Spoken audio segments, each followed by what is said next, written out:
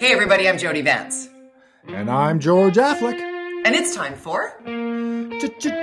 Changes! UnSpun!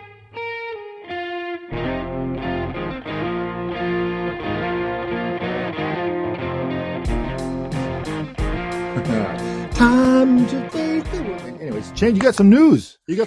Which was released by you this week. John McComb. John McComb took it upon himself to be my PR agency. Yeah, you've got an agency now. John's working some PR on the side.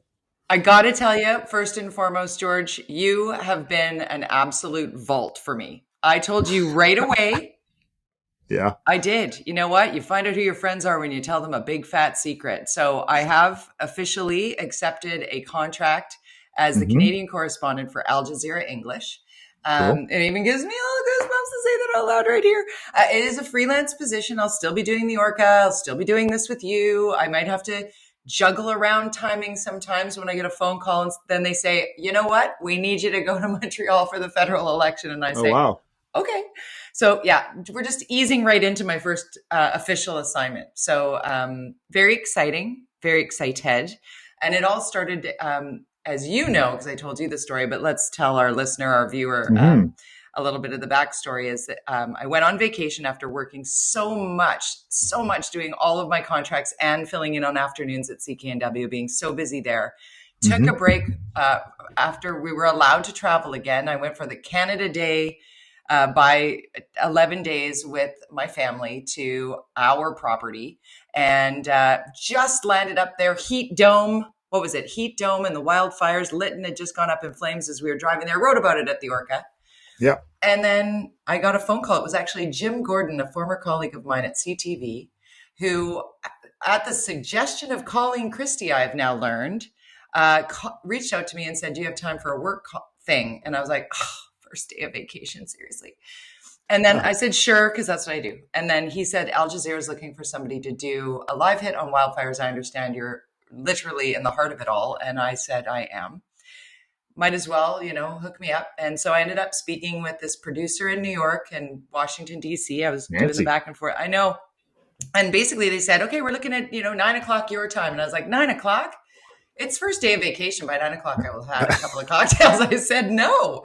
And I never say no. This is my favorite part of the story because then I said, but I could do a pre-tape. And she said, you know what? Let me call you back. So she called me back and said, change of plans. They want you to go live in 15 minutes.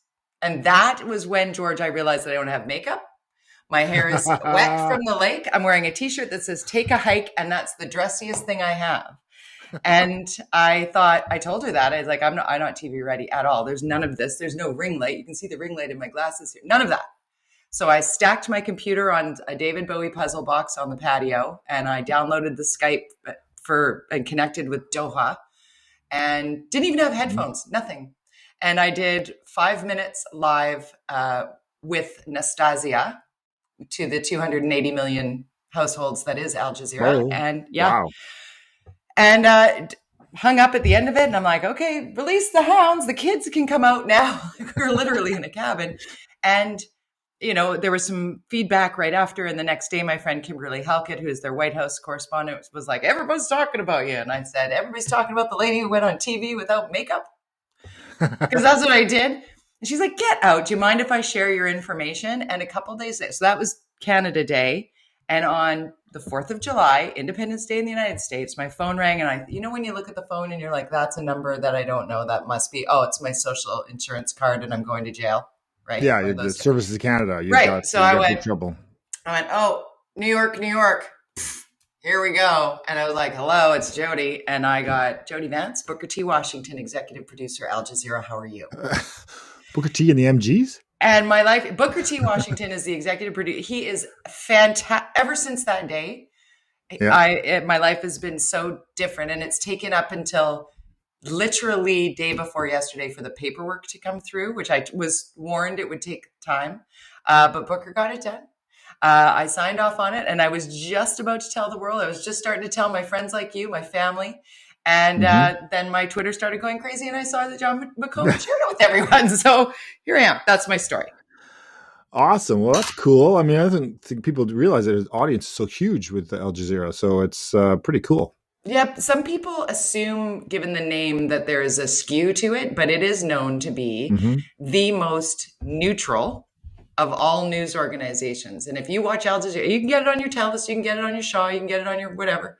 If you watch it, find it, watch it. The stories are incredible. I'm so proud to be part of it. And Awesome. when I joke about Booker, but you know this, George, is one of the first things he said to me, because at the time it was obviously wildfires, but it's also truth and reconciliation. And Canada Hmm. needs to answer for that. And so basically he said, we're going to need, to amplify that story to the global community. And in my mind, I thought, I want to do that. I want to speak with First Nations, Indigenous, Métis, and Inuit people in this country and have them tell their story and have the government react as well, and then move that forward to that number of people. And I hope that Very that's cool. first federal election, though, because that just got dropped in your lap. So That's pretty cool. I mean, congratulations. And of thank you. course, speaking of federal Let's elections, go. Let's go, I dude. know. Let's do this. So, are you going to Montreal then? Is that what I you said? am. Oh, Yeah. wow. Yeah. That's so I okay. booked my first two guests. And Shachi your first Kuro. flight potentially anywhere I too. did. Oh, first flight for sure. Shachi Kuro is going to be with me, Uh-huh. and David Moskrop, two mainstays in my radio days here. I'm so excited. Both of them are booked for my preview piece for Al Jazeera, my first ever package. So there you go. Tune in. Interesting. Well, and it's funny. We'll get into the issues of the federal government because you mentioned the Truth and Reconciliation and the whole.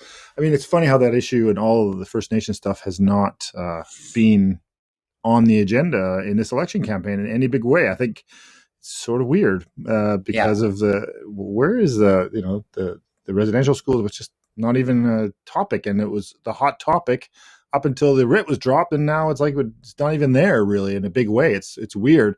But I don't know if I didn't watch the French debate. I'm going to be I watching the did. one. Did you? Okay, because I'm I watching the one did. tonight in English because I'm actually on CTV tomorrow with Diane Watts to be the analysts of what happened.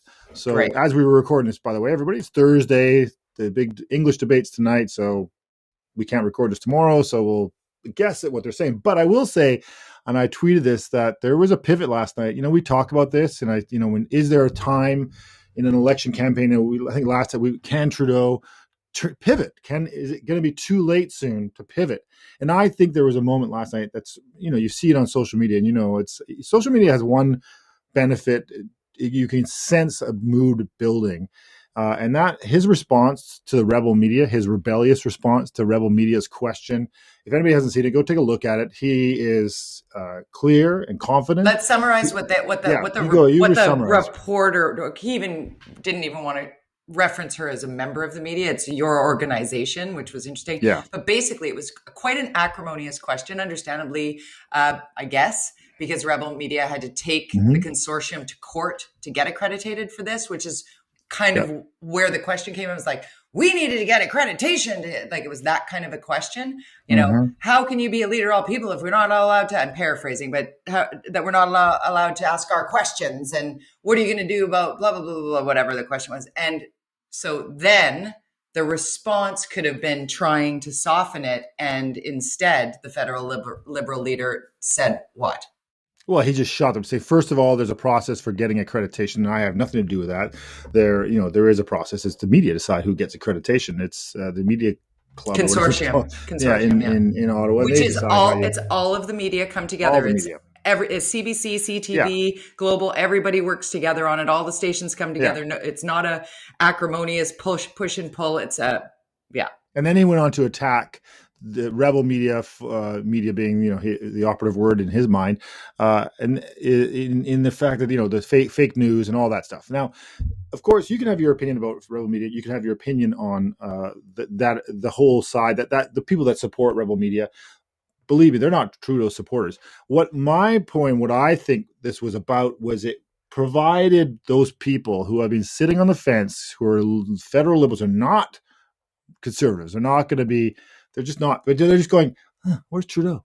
Like, Jagmeet Singh. Maybe I'll vote for him. I don't know. Like they've been waiting for something from Trudeau to give an indication to them that they should vote for them. They should show up and give this guy their vote. And I think that was a moment and if he can capitalize on that, you will see, I believe, the numbers change in the next few weeks. That undecided. That's big. If he keeps that up, and I think he knows that was effective. He probably practiced it. Who knows? But it doesn't matter. He was ready for it. It was effective. If he practiced performed. for it, it was effective. I looked at him. I said to Brian, I said to my partner who was watching it with me, on the news or on the Twitter, actually turned it around. I said, watch this. And he was like, whoa. And I said, he came across as a good hybrid of annoyed teacher, as well as fed up politician, with not just what's happening now, but a narrative that has been growing and blooming and put words and fairly poignant, but also eloquently spoken words to something that I think a lot of the electorate are feeling now. I saw people on Twitter who I know would not vote Liberal traditionally. Were like, you know what? I respect this. Nailed it. Surprisingly so. Like, on a global scale, we want our leaders to be able to speak to what has been really frustrating, right? And I'm not promoting him over someone else. I'm just saying, and I would say the same if it was another leader who had that pivotal moment. And I think that Aaron O'Toole needs to find his feet in this, because having pole position over the last week or so, really dominating and surprising so many, watching the French debate last night, in the one moment that really struck me was when he was challenged by Trudeau about vaccination, mandatory or vaccine passports, or requiring mandatory vaccines in some areas in Canada, certainly. And how it's like Aaron O'Toole went to the wrong page in his memory book of the planning, because he said, in the middle of a pandemic is not the time to call an election. And like, he totally lost the fact that the question was about vaccination. Granted, this is not his first language. And we might see a very different Aaron O'Toole. I can't imagine either. Might see a very different Aaron O'Toole on this Thursday night. But there was a moment that it was, the door knocking of unvaccinated conservatives being allowed has ruffled many feathers. And then they, came back around to the gun laws, and they, came back around, and then they got into an argument about pro-choice. And there was some, they call it spiciness. Is that a word we use a lot in debates? George, is spicy the word when everybody gets acrimonious? I've never heard that before. Spicy? That sounds, no. Yeah. And then Annamie Paul got the pipelines mixed up. Oh boy. Yeah.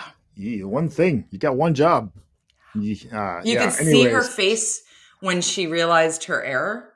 And yet, me watching the posties on CBC News Network, it was really, as a Green Party leader, there are many Green Party members in BC that are going to be like, you don't know what the pipeline is? It's like, oh my God. Yeah. They're done. They're toast. So it's going to be, I guarantee you, the production crew of Trudeau right now are working away on a new TV commercial using that clip. That's going to be all over. Good one. It's on social right now, but you got to get it to the mass media and get it out there and get everybody seeing that strength that he showed. And to your point about performance, he's not the greatest actor in the world. He's a drama teacher. Yes, that's right. If those who teach, what is it? Those who can't, don't, whatever it is. But he is, and I know when I was in those who can do, those who can't teach, which is awful because teachers are amazing. I know, that's right. Okay, of course. But when I was in office, you sometimes would get passionate about something, and they would often say, "Oh, furious George is out," and I would do something like those kind of what he did last night in council. These, there's. It's a small scale version. I love Furious George. I know exactly what you're talking about. I can get you all riled up. You go into suddenly you're talking and you're going, oh my God, I'm actually saying something that actually is quite clear and quite strong, and it's coming out of I don't know where my brain. It's kind of cool. Like he might have had that, but I just think because it was well acted, it probably wasn't acted. So I think he actually was. It was coming out of his brain, and it's actually how he felt. And I agree with you. It's how a lot of us feel. I think it's a lot of us feel it. And you can slam us for, rebel media, but it's not about, the people that rebel media represents or or any of that stuff. It's about clarity to the people that you need to get to vote for you, because it's all about getting people to show up and vote for you. Yeah. You can't sit there and fight for people who are never going to vote for you. That's not the point of politics and the point of running for office. When you win, of course, you're supposed to represent everyone. Correct. But and we've had lots of examples where that doesn't exist anymore. But generally, when you get in office, your job is to represent the full electorate, especially if you're in power. But in an election, you just get your base riled up, you get them to show up, and you try to get the mushy people that aren't decided. That's your goal, and that's how you win. And that's why that was a pivotal moment, I think. And I see some people downplaying that, and I'm going, oh, no, this wasn't it. And I'm going, I don't know. I know. I think you're right. Hard.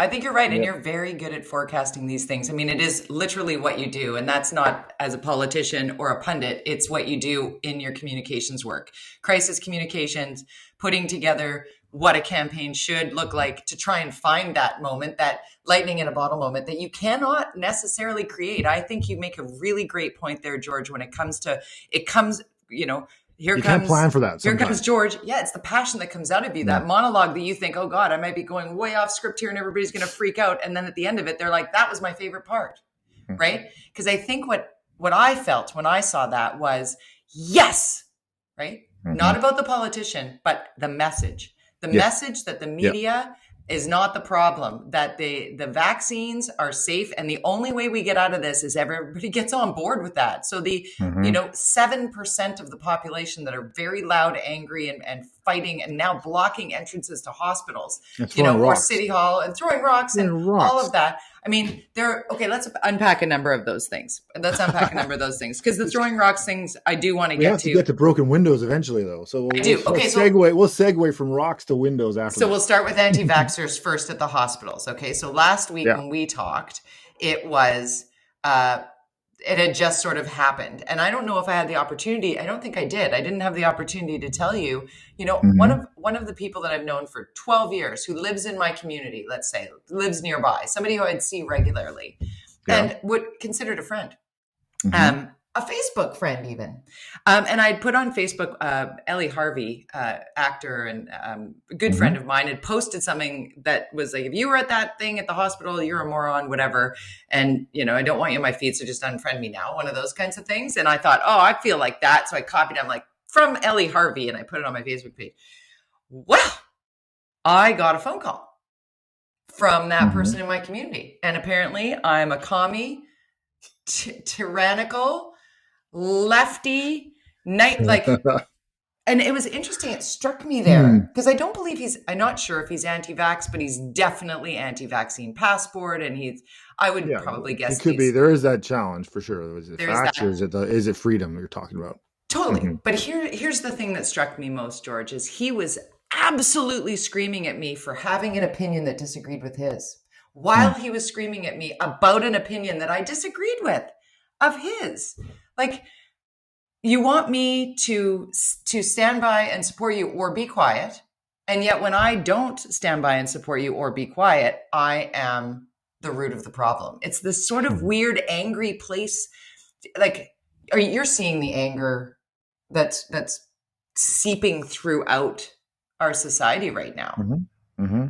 The People's Party is a vessel for that, and I worry about. There's an article I read today about this, that once this election's over and those disgruntled people and the Liberals win, and if they win a majority, for example, those people who are really angry are going to gravitate towards the People's Party and that whole nutty world that they're in, and that's not good for our society to foster that kind of madness, because that's not very Canadian of us. And we want to have discourse that's thoughtful. And of course you get angry sometimes. And I know I can get a couple glasses of wine and you start having a debate with me, it gets kind of ugly, It's like, I wouldn't know anything about that. Yeah. Well, I mean, it's you get sort of passionate, but if you're not going to listen, that's right. Totally. If you're not going to listen, I mean, okay, agree to disagree. What happened to that concept? Right. You can be okay not being found right as long as you were heard. And I think we need to get back to that. So when it comes to the rallies that we're seeing, we saw another one yesterday, and the attention that these rallies are garnering. Yes. what do you think should be done It's in that tough, regard? Yeah. and we both work for media outlets, and we both, I worked as a journalist, and your job is to cover the news, Yeah. and it's strategic. So this protesting in front of hospitals.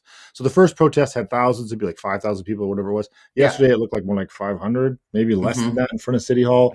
Apparently they're planning another protest for this weekend, again, in front of the hospitals, and whether it's across the country or whatever. And it's effective because, of course, it's pissing everybody off. Media are covering it, and they're talking about the protest in front of the hospital because it's in front of the hospital. If it's 500 people or 300 people or 200 or 40 people, and they go to the places that they're really supposed to protest, you're really supposed to focus on gallery, City Hall. You can be at City Hall, but law don't block. courts. Yeah, law courts, a park, wherever. The 420 people had no problem, spending years in first at the art gallery and then down in the Sunset Beach park illegally, Sunset Beach. But this group are intentionally targeting hospitals because they know it gets everybody riled up, and they know that in the media, like they need in journalism, you need to set it up, knock it down, set it up. You set up a story, then you knock it down with the opposing side, then you put it the other side, and you do the other side to give it balance, right? And so it's beautiful because at the hospital you have every character there. You've got the people who are approaching, you got the doctors, it's fantastic. It's a play 100% a strategic move, and I think the only thing would be great is we didn't have to cover it, and then they would take the wind out of their sails. I don't want to use the word oxygen because that would be inappropriate, but take the wind out of their sails of this protest if we just didn't, whatever. But we can't. You can't do that. Media can't do that. They got to cover it, and so you provide them the ability to continue to grow this movement or keep this movement alive when it represents, I think you said 7%, is it 5%? What is the number really that this low. Represents in our society? It's quite low, but it's not. Of course, they should be able to protest and say what they want. But there's a piece of this that really, I think, and it goes back to that pivot for federal Liberal leader Justin Trudeau. Sorry, I always almost say Prime Minister. Not during an election, he's the federal Liberal leader. It goes back to how the disinformation and misinformation gets perpetuated when there is attention given and wind in the sails of those who, because that friend of mine, I'm sure we'll be friends again one day when I'm no longer a commie libtard. Of all the people. Yeah, I know. But he was like, there were 25,000 people there. We were there for the nurses. And I'm like, you know what? That's troublesome for me because I don't care if there are 5,000 people. Neither of those things are true, but especially not who you think you're there standing up for, because you're not standing up for the nurses. The healthcare workers and the nurses and the doctors and the emergency room physicians absolutely do not want to see ambulances stuck in crowds and people coming in for cancer treatment or end of life visits, right? Who can't get in the front door because they're getting yelled at and spat upon. Each of those organizations, doctors, nurses, they have organizations and places who speak for them. If they had a problem with this vaccine, I am hopeful and thinking, because they certainly speak out on other stuff, the nurses, the doctors, the whatever. They are very organized to protest things when they're not happy. And if they were unhappy with this vaccination process or whatever, I'm pretty sure you'd hear from them officially. Sure. Why aren't we hearing from leaders, though? Like, where is, if I see one more Zoom call from the mayor, it's good. You're vaccinated. Let's go. Come on, step out in front of the crowd and say, y'all got to go home, or you got to tell me what you're mad about. And the lock her up chance, come on. People calling Bonnie Henry a politician or treating her as though she is ridiculous. It's just ridiculous. Get mad at the premier, get mad at the mayor, get mad at the federal government, talk to your MLA, reach out to your MP, all of those things, totally fair game. Totally. Use your voice. We live in Canada. But blocking entrances to hospitals? No. That should be, I like what Health Minister Adrian Dix said he might consider doing, which is putting some sort of a bubble around our hospitals. Like, this is not going to get better. Well, it's petering out. It is. It's petering out. Okay, and I hope you're right. That just provokes them. That provokes them. Then you get the what? You get the guys in the riot gear. Like, no. Don't give them that. Don't give them that. Just some security people. And that's where I want to go back to the throwing rocks piece. How did somebody get that close to throw gravel at Justin Trudeau? How did somebody get close enough to Maxime Bernier's Max, as out there fringy as Bernier can be, somebody got to him and smashed an egg on his head. Imagine if that was something more violent. Like, Well, where's my our favorite is, of course, security? way back. Let's go back to Chrétien. I like pepper with my steak. And Right. what was the time we got grabbed by the neck, and then he grabbed the other guy by the neck? That was pretty. Anyway, so for those of you who are old enough to remember those days, but you I can, am. generally in politics in Canada, this is Canada. You can get close to politicians. We don't have a ton of security But details. haven't we learned During an something from election south of the campaign, border? You used to be able to walk around the it's U.S. Capitol without there Canada. being chain link fence. I know, but it's like I hope we don't have to get to that. I I hope see not City to. Hall now compared to when I was there. It's ridiculous, all the security before, and we did get taken over in the chamber, at one time, and it was You got intimidating. chased down But the road, didn't you? and I got chased down the road, and but I never felt like my life was in danger. But Right. we can have a debate about what democracy and all that stuff. But Well, let's talk about you the don't danger it's in your Canada. It's neighborhood Canada. then. Let's talk about danger in the neighborhood. Are we feeling a Yeah, new level of crime, the broken window problem? You said this I'm on it. when COVID-19 first hit hard and they started boarding up windows downtown, and you were like, don't do that.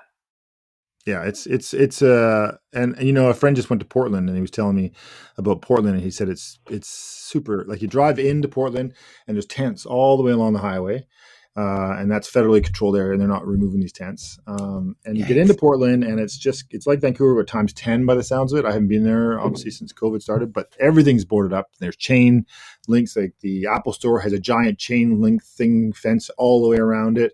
Nothing is open. There's no people downtown at all. It's a Crazy. ghost town, and Oregon's a very unique place. You have Portland. It's like it's a pocket of left wing sort of people, and then everything else outside of Hippie Portland is, hipsters. Yeah. yeah. Then everything else, Oregon is quite right wing. So you have this weird dichotomy in that state. And Portland is sort of ground zero. Continue to have big protests there, and so people don't feel safe at all. And so in Vancouver, I feel like we're heading towards that. And it was the owner of John Claretta's. I always get his name pronounced wrong, I think, but he's the owner of Marquee Wines on Davie Street, and he tweeted out last night. All his windows were smashed in his store. They stole his bike that they deliver wine with. And it's literally the whole concept of broken windows in governance, where or on a street where if you don't take care of the one broken window, then the next broken window, and it just escalates. Like graffiti is another example. If you let graffiti just be done and you don't get rid of it immediately, then soon everything's graffitied. Yeah. New York used to have their trains were covered in graffiti, and they decided, I think it was I can't remember which mayor it was. I think it might have been, I don't know. Anyways, they decided to really commit to keeping these trains clean, and it makes a big difference. It makes you feel safer. And I know it sounds corny, but it does. It's making sure these things don't happen and dealing with them as a city in Vancouver is an example. And we're not dealing with this stuff anymore. We're letting things slide. We have the tent issue, of course, we know, and how Crab Parks. complicated it is. Today's the deadline. Today's the deadline to clear Crab Park. That long. As of Thursday. Yeah. Today's Oppenheimer Park has still got a chain link fence around. Still got a chain link. And on Labor Day weekend, 11 VPD officers were injured. And see, there's something, and I'm going back to leadership here. What is going on? I've lived downtown, and I just tweeted this out. 30 of the last 35 years, I've lived downtown. So I lived on Commercial Drive for 5 years, and I came back downtown. So I've lived in the downtown core, and I can tell you. And somebody tweeted this. Oh, you're just imagining it. It's been getting bad for 20 years. Yeah, but the last 3 years, the escalation of everything in a negative way is by far the worst that certainly I've experienced in my 35 years of being in Vancouver and 30 years downtown.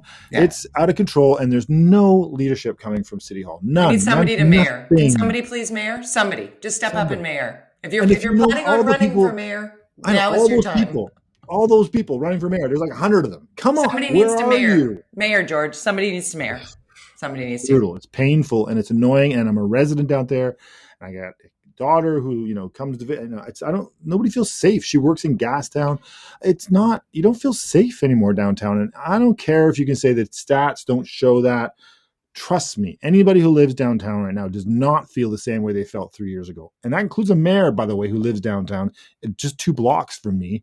I can guarantee you he doesn't walk anywhere where he used to walk 3 years ago. You just don't. I've had friends who were at McDonald's in Tinseltown got attacked. He was getting a burger, and the person was there was somebody in front of him yelling at the server. He said, "Hey, calm down, buddy." And the guy turned to him and beat him up. Like my friend's good, a big guy, 6'3", he's a big guy, and then they started kicking the shit out. And I'm like, what the hell? This is like, what is going on, and why are we not caring about this, and why do we not have leadership dealing with this? I just, it's really frustrating, and I don't see any of the people. I mean, John Cooper's kind of dancing around it, but he's, focused a lot on bike lanes and park Coyotes. stuff. Yeah. Coyotes, which is another example of like, what happened there? Why? What? Well, okay, now we're going to kill these coyotes. Okay, well, what happened? Why? Was that because of lack of leadership? Was it the bike lanes we put in?